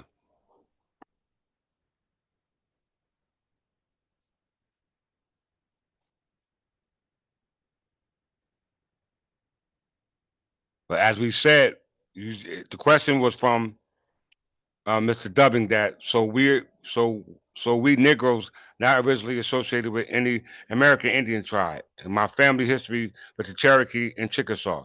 Yes, you are Negroes by way of your complexion, but your nationality goes back to the history concerning Spain. Because the word Negro comes from Spain. We know that the word Choctaw or the term Cherokee was all associated with the Spanish colonization of North America. So if there was no Spanish colonization of North America by Roman Catholic Spaniards, okay, then that term would never be identified here because it was based upon something that was used in the process of what we call discovery, okay, conquest. Does that make sense? And that's why we disassociate ourselves with the word Negro. Now, realizing that the word actually associated with the origin of the people who were living in Castile, okay, on the Iberian Peninsula, or whether it was over here in North America, they were considered part of the kingdom as a result of wherever the kingdom was, whatever territory was connected to that kingdom was considered what they called overseas possession. Okay, so you are in fact a Negro, but Negro in Castile is still spelled in English, so that means that they were all one and the same, and we understand that. Let me just show you this real quick. You need he who writes your books sets your timeline. He who writes your books sets your timeline.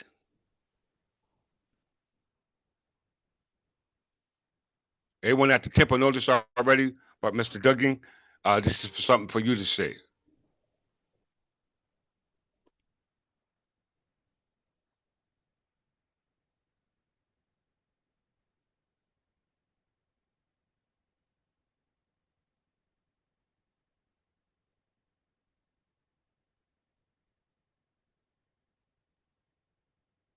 1 BC.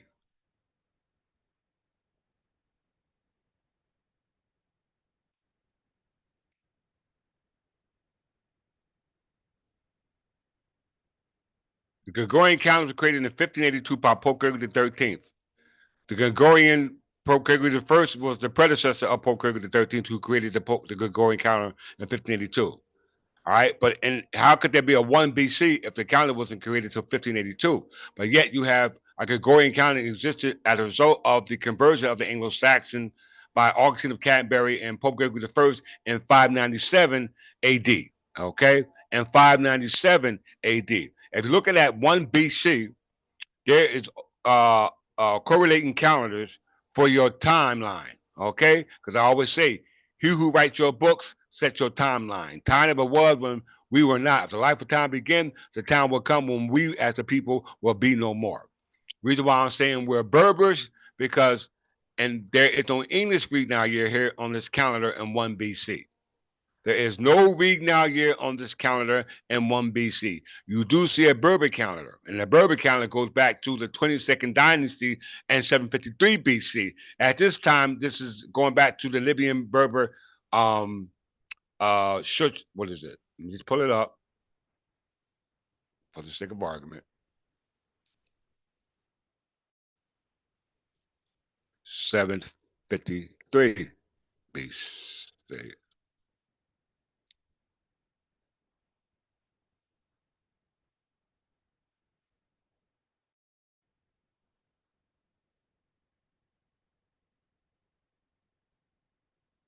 753 BC. So this is how we differentiate our story from the Roman story, because Rome came about in 753 BC, where we were already in a unified state and had a polity established in North Africa, all right, known as the 23rd dynasty of Egypt, which were a dynasty ruled by Libyan Berbers, okay, by Libyan Berbers. 753 BC, Romans and really its legend begins, okay? Their legends begin. All right. Whereas in 753, you have the 23rd dynasty, and the 23rd dynasty is Libyan. Okay. 23rd dynasty was an ancient Egyptian dynasty of ancient Libyan. So they were not Egyptians, they were Berbers, because Berbers are from Libya. Meshwest Berbers, I might add. Okay. And as you can see, go back. As you can see, there is no English calendar here. Okay. There is no English calendar here. Every other nation has a calendar. If you ain't got one, you pull them out of luck. Okay? So 753 BC, all right, we were in the 23rd dynasty of Libyan Berbers. And 1 BC, okay, back to 1 BC, the Berber year is actually 950 AD, Annos Dominios, in the year of our Lord. And at this time, King Edgar, Jesus Christ, the reincarnation, manifested as me in this present day, all right, was living. So that means that in 950, under the Berber calendar, King Edgar was ruling because, as we said in the 1911 Encyclopedia Britannica, that the government of the Anglo-Saxon was that of Berbers. Greeting Archbishop Belmont from the House of Belmont. Okay? Very, very, very, very important. Okay? That's 1 BC. All right? So we got 753 BC, and we got 1 BC, 753 BC, and then we got 1 BC. All right? That's very important. Now we see the Berber calendar going all the way back from 753 BC to 1 BC to 1 AD. All right? Because in 1 AD, if you go up 1 year from 1 BC to 951 AD, pardon yourself. If you go from 1 BC to 1 AD, because there is no year zero, okay? So we go from 1 BC to year 1 AD. BC means before the Christians or before Christ. AD means Christ is already here. Annos Dominios, the year of our Lord. That's why they call themselves in the Middle Ages lords, okay? And we see that if you go up 1 year, 1 BC to 1 AD, the year switches from 950 in the Berber year to 951. See that? 950 the Berber year. Now we're going to switch to 1 AD.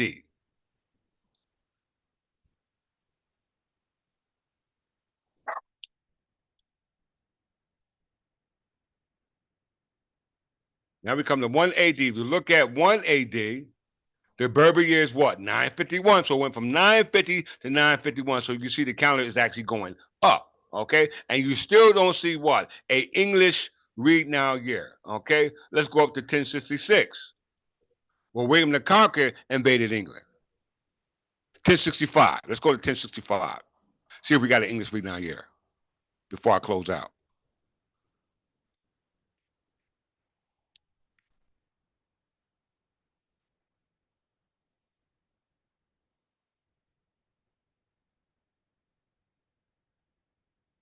1065.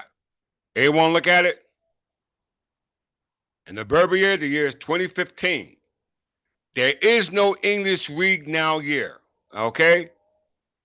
So that means that according to the 1911 Encyclopedia Britannica, when he was explaining the government of the Witten, they was actually talking about the government of the Berbers because if the Wittenmont was created by the Anglo-Saxon who was declared to be English, why is there a correlating English speak now year? Okay? You don't get that to the year 1066 where William the Conqueror invaded England. Okay? So let's go up 1 year, 1066.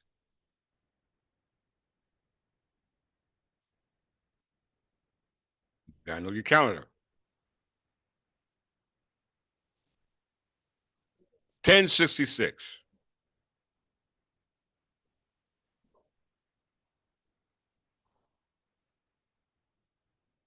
All right. As you can see, our calendar is still in play from 753 to BC all the way up to 1065 AD. And it still existed in 1066 AD because the Berber years now 2016 went from 2015 and 1065 to 2016 and 1066. Okay. But yet now you have an English week now here, and that goes to who? William the Conqueror, William the Bastard. So if you take any history prior to that, that means that it's linked with bastardism. Okay? You must connect yourself back to the Plantagenet crown because this is where all the Berber kings took their key from. Okay? We must understand. You understand, Brother Tom Z. K. Dubbing? Do you understand that? You are, in fact, a Berber.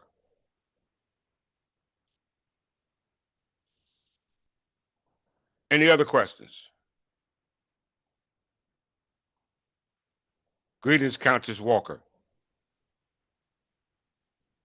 So we know now that everybody in back of me and everybody that should be backing me are Negroes.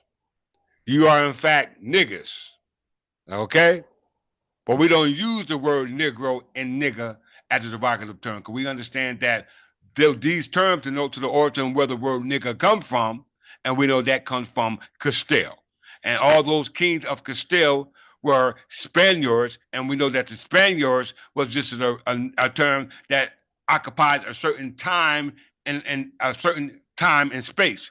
Okay, so we must go back before that time and space when the Spanish used it in a manner where it was not benefiting us. Because we know that when we go back to the name Negro, where it originated from the kings of Castile, going back to Sancho II and Ferdinand III, we understand that it was a characteristic of who we were defending our kingdom as Anglo-Saxon Berbers, known as the Frenchmen, known as the Spanishmen, known as the Englishmen, known by other names. But damn it, we are in fact the same people. So you must choose what you're going to identify yourself with. And this present day, we choose Anglo-Saxon Berbers. Okay?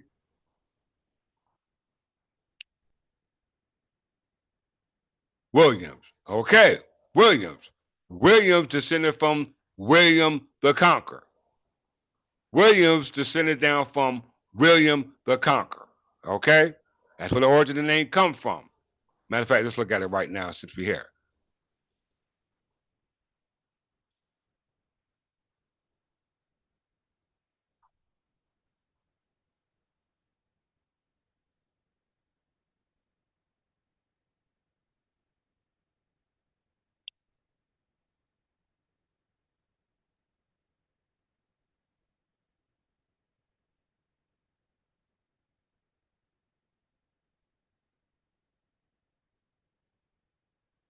William or Williams. Let's put a S on the back of that.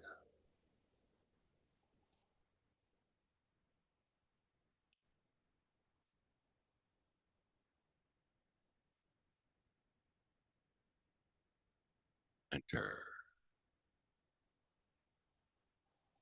Okay. Williams.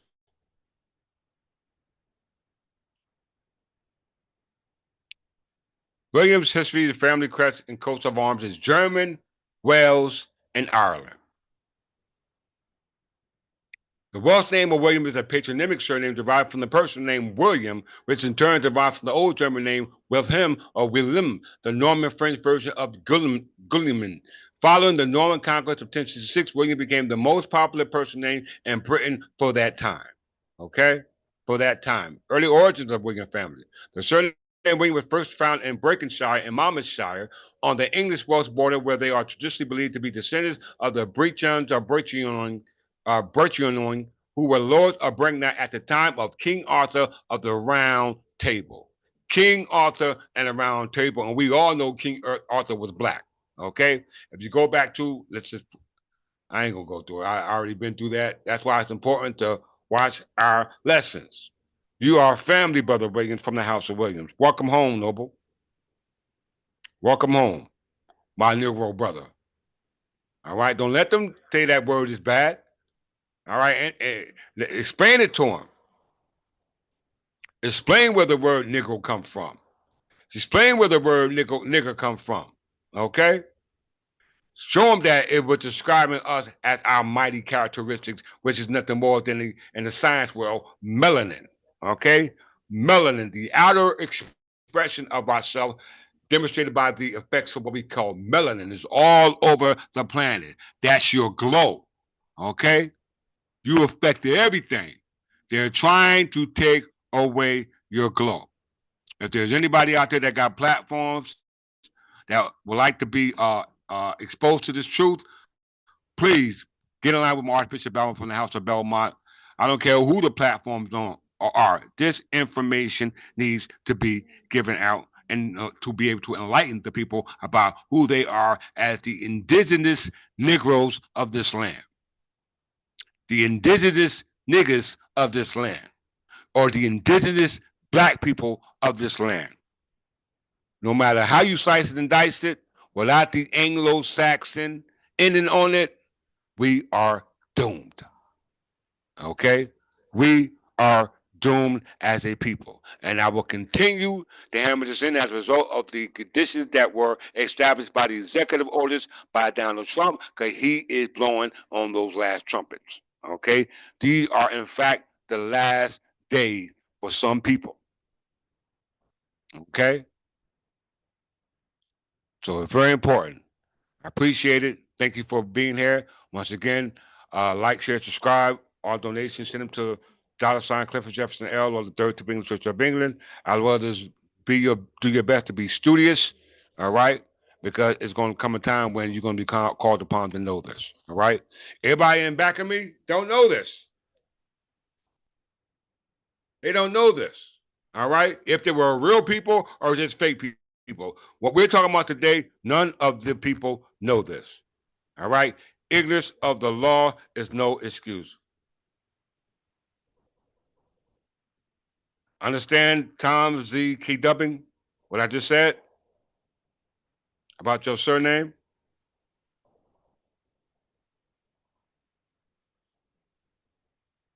And any more questions out there on the floor before I close out? Anything from the old head?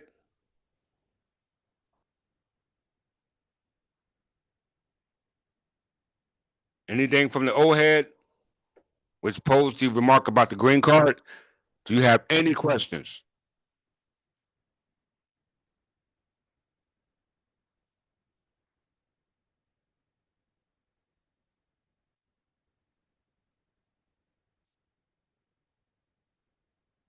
Thank you. I appreciate you too, my brother. Pass this information on. Okay? Please pass it on. We are in a state of emergency. Okay? I can't say all of you, but I can say some. 144,000. That's all I'm looking for. All right,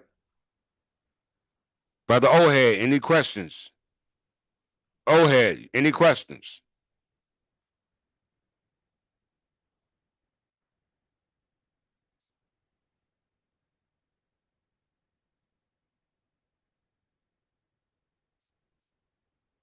All right. Once again, I always say it's better for you to not know this than to know this and not follow it. You're welcome, Countess Middleton. You're very much welcome. If a newcomer can come on here today and understand it from today's lesson, I know y'all understand it.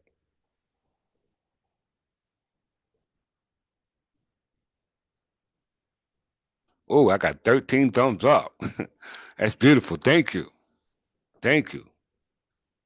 I mean, just think about the few who are here today and the consciousness that has been raised in your awareness, and think about the consciousness of the people who aren't here today and the state of their awareness.